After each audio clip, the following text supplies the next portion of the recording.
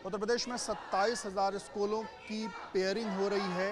ये कहा जा रहा है कि जहाँ पर 50 से कम शिक्षकों की संख्या बच्चों की संख्या है, उन बच्चों को पास के ही स्कूल में उनको मर्ज किया जाएगा। इसको लेकर के जो तमाम राजनीतिक दल हैं वो तो इसका विरोध कर ही रहे थे। शिक्षकों का भी बड़े स्तर पर जो प्रदर्शन है वो देखने को मिल रहा है। सामने की तस्वीरें अगर आप देखिए तो इस वक्त हम राजधानी लखनऊ में हैं और लखनऊ का जो शिक्षा भवन है यानी का जो बीएसए का जो दफ्तर है वहाँ पर ये प्रदर्शन देखने को मिल रहा है। लखनऊ के जो शिक्षक हैं वो यहाँ प्रदर्शन कर रहे हैं। उत्तर प्रदेशीय प्राथमिक जो शिक्षक संघ है उसके नेतृत्व में प्रदर्शन हो रहा है। सुधांशु जी हमारे साथ हैं। सुधांशु जी, आप लोग अलग अलग जनप्रतिनिधियों से मिले, अपनी बातें रखी। आज आप लोग बीएसए ऑफिस का ये घेराव कर रहे हैं, सीएम के नाम ज्ञापन भी सौंप रहे हैं। क्या चाहते हैं? जो मर्जर है वो ना हो, क्या चाहते हैं? मैं तो यही चाहता हूं कि जो मर्जर किया गया उसको निरस्त किया जाए, क्योंकि मर्जर व्यवस्था ही गलत है।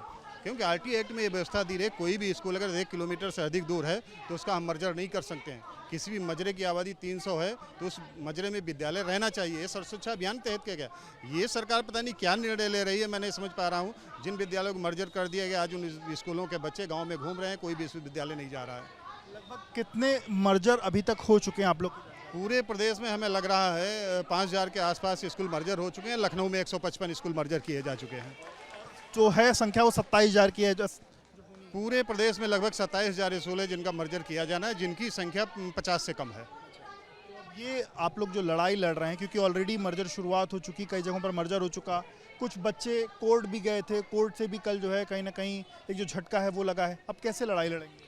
नहीं तो मैं कोर्ट का सम्मान करता हूं, लेकिन मैं डबल बेंच पे जाने का प्रयास करूंगा। हमारे सीतापुर के जितने 51 बच्चे गए थे वो डबल बेंच में भी जाएंगे, क्योंकि बिना डबल बेंच में जाए निर्णय नहीं हो सकता। क्योंकि जो निर्णय दिया गया है मैं उस पर कोई टिप्पणी नहीं कर रहा हूँ, लेकिन फिर भी जो है जो निर्णय है वो गलत है, आरटी एक्ट के विरुद्ध दिया गया है।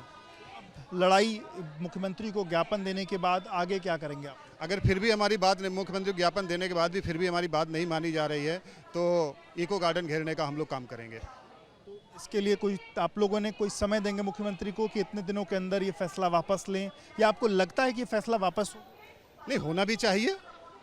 ये फैसला वापस होना चाहिए, बिल्कुल पूर्ण रूप से वापस होना चाहिए, क्योंकि मर्जर व्यवस्था ही गलत है। क्योंकि इससे हमारे 54,000 अध्यापकों के पद खत्म हो रहे हैं और जितने भी सरप्लस हेडमास्टर थे सबको सरप्लस कर दिया। आप ले कहाँ जाएंगे? ले जाने की कोई व्यवस्था आपके पास नहीं है। एक टीटी का मुकदमा चल रहा है जिसके कारण पदोन्नति देकर आप इन प्राइमरी के शिक्षकों को जूनियर में ले जा रहे हैं, तो ये भी व्यवस्था आपकी गलत है। आप पदोन्नति जूनियर में नहीं कर सकते हैं, लेकिन आप ट्रांसफ़र उसका वहाँ कर देंगे, तो ये भी तो जो टेट की परीक्षा पास है उन्हीं का करना चाहिए था।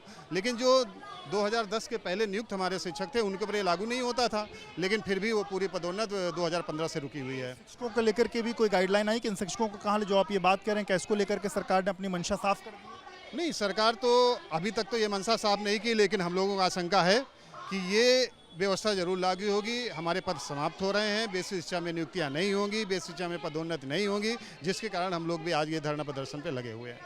सरकार की जो मंशा है कि जहाँ पर बच्चों की संख्या कम हो गई, हम अगर उनको दूसरे स्कूल में मर्ज करेंगे तो हम उनको बेहतर सुविधाएं दे पाएंगे, आपको लगता है सरकार की ये जो कथन है वो ठीक है?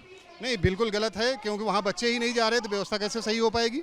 व्यवस्था तो सब सही होती। मान लिया किसी विद्यालय में 30 बच्चे हैं, आपने दूसरे विद्यालय 20 बच्चे कर दिए तो भी वहाँ 2 ही शिक्षक रहेंगे, लेकिन जो इस विद्यालय के 2 शिक्षक थे वो इस विद्यालय अगले साल सरप्लस हो जाएंगे, और जब सरप्लस हो जाएंगे तो अगला विद्यालय फिर 30 पे रह जाएगा। जब 30 पे रह जाएगा तो फिर वो मर्जर की व्यवस्था में आ जाएगा। इसलिए ये मर्जर व्यवस्था पूरी तरीके से गलत है।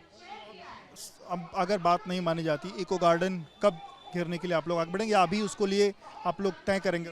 नहीं, हमारा प्रांतीय नेतृत्व जो है उसको तय करेगा और बहुत शीघ्र इस पर निर्णय हो जाएगा।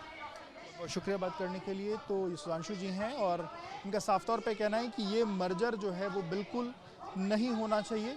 हालांकि कोर्ट ने जो फैसला दिया उसका सम्मान है, पर वो इसको डबल बेंच में भी ले जाएंगे, डबल बेंच में ले जाकर के चुनौती देंगे और अपने हक की जो लड़ाई है वो लड़ेंगे। और आने वाले दिनों में अगर इको गार्डन भी घेरना पड़ेगा तो वो घेरेंगे।